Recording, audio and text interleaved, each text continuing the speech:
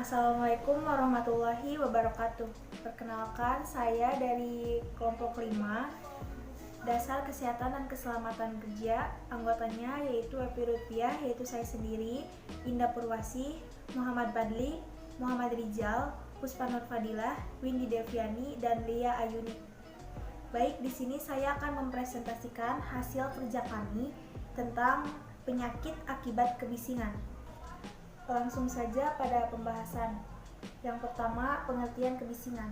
Kebisingan adalah bunyi yang tidak diinginkan dari usaha atau kegiatan dalam tingkat dan waktu tertentu yang dapat menimbulkan gangguan kesehatan manusia dan kenyamanan lingkungan.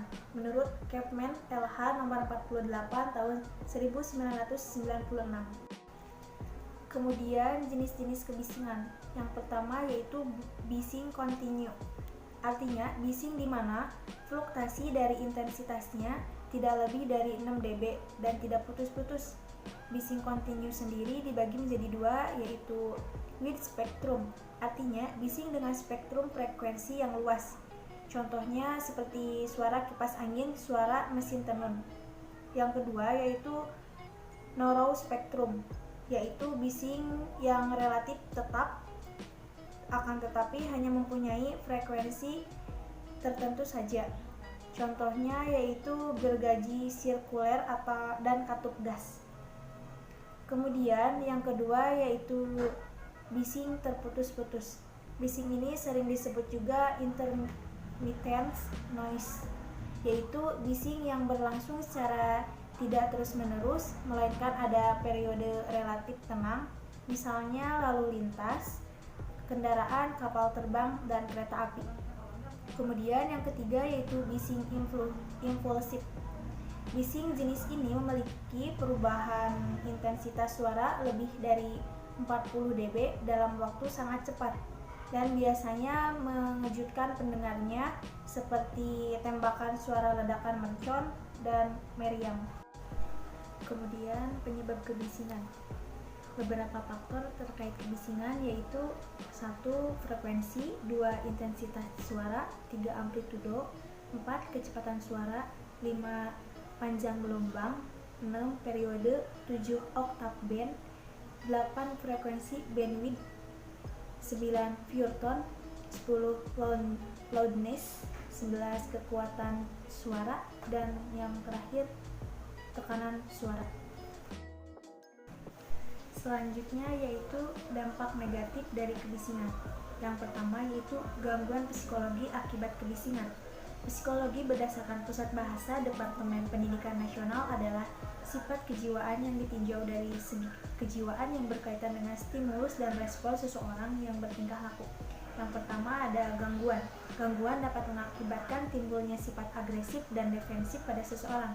Sikap agresif yang terjadi yaitu menjadikan seseorang menjadi cepat marah dan berperilaku kasar, sedangkan sifat defensif tersebut menjadikan seseorang menjadi sulit menerima kritik atau masukan dari orang lain.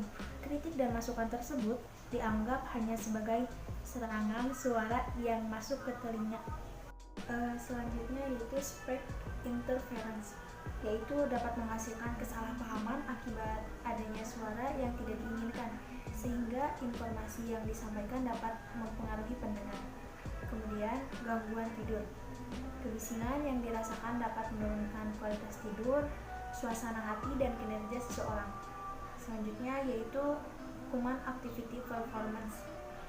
Kegiatan seseorang yang membutuhkan konsentrasi lebih seperti melakukan analisis dan membaca akan terganggu akibat efek kejut dari kebisingan impuls. Kemudian yaitu gangguan fisiologi akibat kebisingan, yaitu berhubungan dengan fisik pada makhluk hidup yang terdiri dari kelemahan pendengaran atau ketulian dan risiko kesehatan yaitu kehilangan pendengaran. Yang terakhir yaitu pencegahan kebisingan. Pencegahan kebisingan dapat dilakukan dengan cara yang pertama pengukuran pendengaran, yang kedua pengendalian suara bising, dan ini dapat dilakukan yaitu menggunakan earmuff, dan helmet. Kemudian mengendalikan suara bising dari sumbernya. Kemudian yang ketiga yaitu analisa bising. Kegiatan analisa ini dikerjakan dengan jalan menilai intensitas bising, frekuensi bising, lama dan distribusi pemaparan serta waktu total pemaparan bising. Mungkin cukup sekian yang dapat kami sampaikan, kurang lebihnya mohon maaf. Wassalamualaikum warahmatullahi wabarakatuh.